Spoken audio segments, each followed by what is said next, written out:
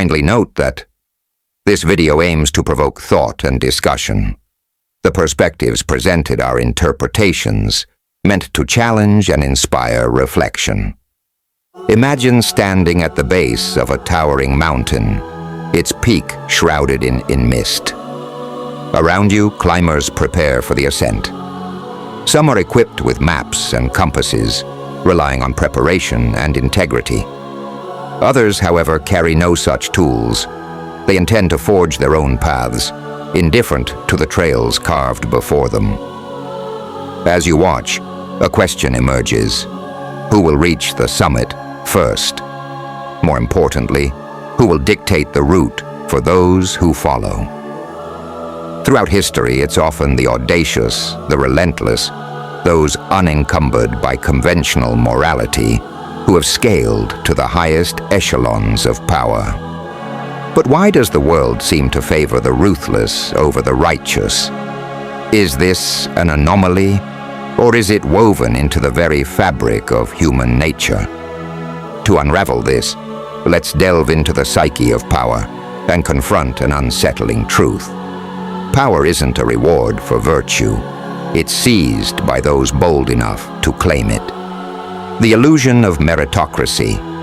We've been nurtured on tales where hard work, talent, and moral integrity pave the road to success. Yet history paints a more complex picture. Consider the political arena. Why do corrupt politicians often outmaneuver their honest counterparts? It's because politics is less about justice and more about influence.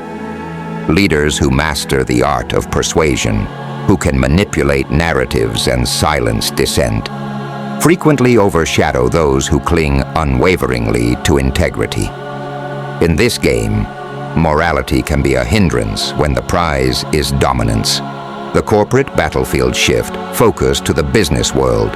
Why do some CEOs, notorious for their cutthroat tactics, lead industries?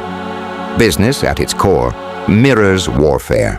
A CEO who prioritizes fairness over efficiency or loyalty over results may find their company outpaced by competitors willing to make harsher decisions. The corporate landscape doesn't inherently reward kindness. It rewards strategic dominance. Echoes from the past reflect on figures like Julius Caesar. He didn't ascend through mere honor. He maneuvered politically, consolidating power until he was declared dictator for life. But this accumulation of power bred fear and envy, leading to his assassination on the Ides of March. Similarly, Napoleon Bonaparte's meteoric rise was matched by a dramatic fall, partly due to his overambitious Russian campaign, which decimated his forces and shattered his aura of invincibility. These narratives underscore a pattern. The same traits that elevate individuals to greatness can precipitate their downfall if not tempered with foresight and adaptability.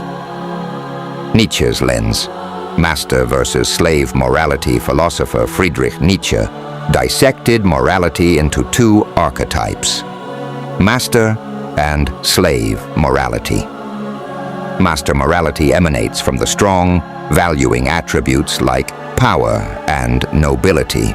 In contrast, slave morality arises from the oppressed, championing virtues like humility and patience.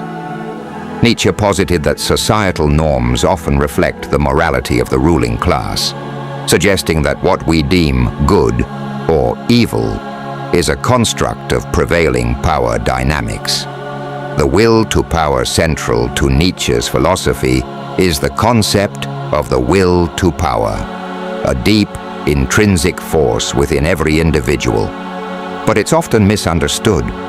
It's not merely a hunger to dominate others or climb social hierarchies. It is, at its core, the raw drive to become, to stretch oneself beyond limitation, to impose form upon chaos, to shape the world not through brute force, but through inner mastery. It is the spirit that says, "I will not merely survive, I will thrive, I will create, I will rise. Nietzsche believed that those who harness this inner current do not passively accept the scripts handed to them by society, religion, or tradition.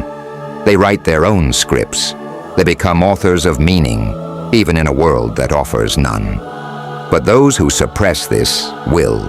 Those who numb it, deny it, or outsource it, risk becoming pawns in the stories of others. They become the last men Nietzsche warned of, comfortable, docile, and hollow. There's a story, a myth perhaps, that echoes this idea. A young man named Elias lived in a village nestled beneath a towering mountain. Since childhood, he had stared at that mountain with wonder and fear. The elders told him it was impossible to climb. Many had tried, all had failed. So Elias grew up like the others, working, eating, aging, and accepting the life assigned to him. But inside Elias, a restlessness burned, a whisper at first, quiet but persistent. What if you could? What if you're meant for more? One morning, without ceremony, Elias packed bread, water, and a blade, and began his ascent. The villagers scoffed. Some pitied him. Others were angry, as if his refusal to conform was an insult to their own surrender. The climb was brutal. Rocks tore at his hands. Storms beat him down. He slipped. He bled. But he rose each time. Not because he was certain he'd reach the summit, but because something inside him refused to turn back. He wasn't climbing to conquer the mountain. He was climbing to conquer himself. Days turned into weeks, and finally, bruised and breathless, Elias stood at the peak, alone, alive, transformed. From that height, he saw the village far below, tiny and distant. But more importantly, he saw himself clearly for the first time. Not as a boy shaped by fear, but as a man shaped by will. That is the will to power. It is the soul's refusal to shrink. The relentless drive to become the most honest, courageous version of yourself. Even when the world begs you to play small. And here's the hard truth. If you don't honor that will, something else will fill the void. Fear, apathy, obedience. You will live someone else's dream, march to someone else's beat, and die with your song unsung.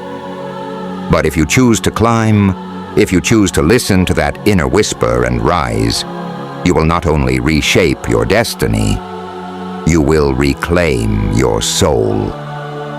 The double-edged sword of power. Yet power is a precarious perch, elevated but never stable. It dazzles, seduces, and deceives.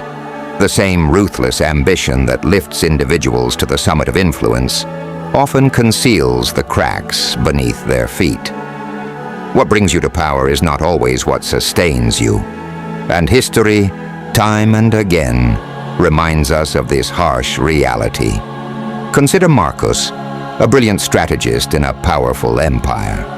From humble beginnings, he clawed his way up, not through inheritance or connections, but through sheer cunning, discipline, and an unbreakable will. He read more than others, planned further ahead, struck harder and faster. His name became synonymous with control, with order, with unshakable dominance. But something began to change as the empire bent to his will. He stopped listening to dissent, stopped observing the subtleties. The paranoia set in. Trusted allies became suspected traitors. The pulse of the people, once his guide, became noise to be silenced. His sharp mind dulled by certainty. The hunger that once kept him vigilant was replaced with the arrogance of invincibility. And then came the fall, not from a mightier army or a more brilliant rival, but from within, from the very cracks he ignored. Betrayal, uprising, collapse. Marcus's story isn't unique. It's a pattern. Pharaohs, Emperors, CEOs, revolutionaries, many rise with clarity and purpose, but lose themselves in the glare of power. They confuse fear for respect, control for mastery. They believe they are untouchable, until they're not. Nietzsche understood this danger. He warned of becoming the very monster one seeks to defeat. The will to power, if left unchecked, can become a will to delusion, a blindness wrapped in ego, where growth is replaced by dominance and reflection is replaced by self-worship. That's the paradox. True power is not about clinging to control. It's about remaining awake in the storm of influence. It's about knowing when to step forward with force and when to step back with humility. The wise understands that leadership is not a throne, but a tightrope. You may rise like fire, but only those who temper ambition with awareness avoid burning themselves down. Striking the balance. So how does one navigate this intricate dance of power and morality? First question: conventional morality. Recognize that societal norms are often sculpted by those in power to maintain the status quo. Understand the underlying motives behind these truths. 2. Cultivate strategic strength. Develop traits that command respect, ambition, decisiveness, and resilience, but wield them with discernment. 3. Adaptability is key. The landscape of power is ever shifting. Stay vigilant. Be willing to reassess strategies and pivot when necessary. 4. Integrate ethics with strategy. While understanding the mechanics of power, strive to align actions with a personal moral compass. True strength lies in wielding power without losing one's essence. A call to reflection. As we traverse this exploration, a pivotal question remains. In a world that often rewards the ruthless, can one achieve greatness without compromising integrity? Is it possible to rise to power and yet remain true to one's values? We invite you to ponder this conundrum. Share your insights in the comments below. Let's engage in a dialogue that challenges perceptions and seeks deeper understanding. If this narrative has resonated with you, consider subscribing for more explorations into the intersections of power, philosophy, and human nature. Share this video with those who question the status quo, and together, let's delve deeper into the forces that shape our world.